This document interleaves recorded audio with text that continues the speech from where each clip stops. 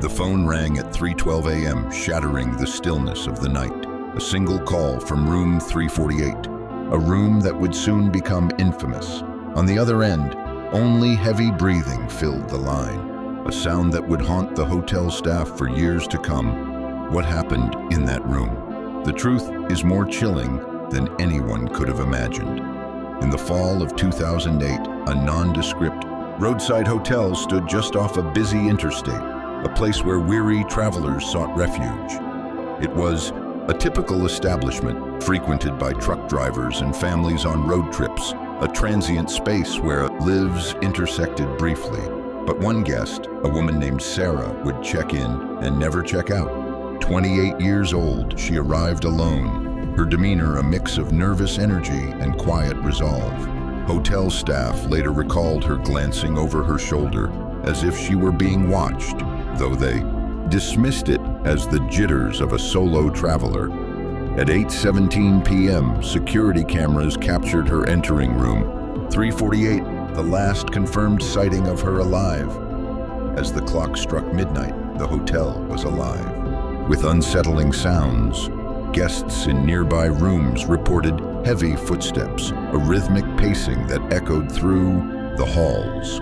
It wasn't the sound of a struggle, but rather something more sinister, furniture scraping against the floor, a woman's voice rising and falling in what sounded like a frantic argument. Yet, hotel records indicated Sarah was alone. No visitors had been logged, and no one had been seen entering her room.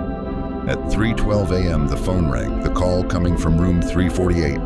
An employee answered, but was met with silence, only the sound of labored breathing on the other end. After 20 seconds of tension, the line went dead, leaving the employee to assume it was a mistake. Morning arrived, and housekeeping knocked on Sarah's door, expecting to find her still asleep, but there was no answer. Management was alerted, and when they entered room 348, they were met with a scene that defied explanation. The room was empty, no sign of Sarah, no luggage, no personal belongings. The bed was untouched, the television flickering in the dim light, and a lamp lay shattered on the floor. The bathroom mirror was cracked, but there was no blood, no struggle, no trace of what had happened. It was as if she had simply vanished. Police were called immediately, and detectives began their investigation. They reviewed the security footage, confirming that Sarah had entered room 348. But there was no evidence of her leaving. Every hallway camera was scrutinized, every exit examined. Yet there was nothing. No sign of her departure, no indication of another person entering the room. Days turned into a week, and the case grew colder until a chilling phone call changed everything. 3 days after Sarah's disappearance, her family was grappling with the grim reality of her likely fate. Then her mother received a call from a blocked number. When she answered, she heard a voice that sent chills down her spine, weak, terrified, and unmistakably Sarah's. The words were barely a whisper, "They're still here." Then a frantic warning, "Don't let them." The call ended abruptly, leaving her mother in a state of shock. Investigators traced the number, but found nothing. No location, no device, no leads. The call remained a haunting enigma. As the investigation continued, several theories emerged, each more disturbing than the last.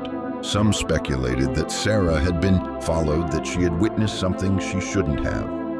Others suggested human trafficking, a dark underbelly that could explain her sudden disappearance, but none of these theories accounted for the missing footage or how she could vanish without a trace.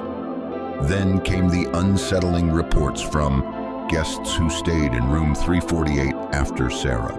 They spoke of strange occurrences, lights flickering, unexplained knocking, and phone calls with no one on the other end. Skeptics dismissed these as mere coincidence, but others believed something sinister lingered in that room. Years later, during renovations, workers stumbled upon a hidden passage behind a maintenance wall connected to room 348. It was a narrow tunnel, just wide enough for a person to crawl through, linking multiple rooms in the hotel.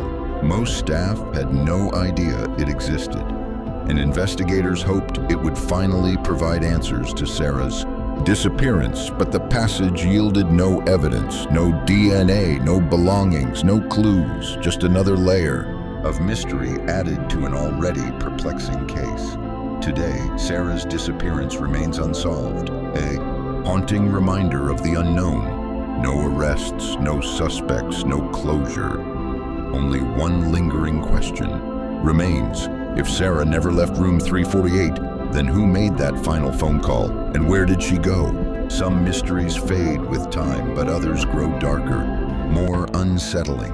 Each passing year without answers deepens the shadows surrounding room 348, a room where a woman entered, a room she never left, and a mystery that may never be unraveled.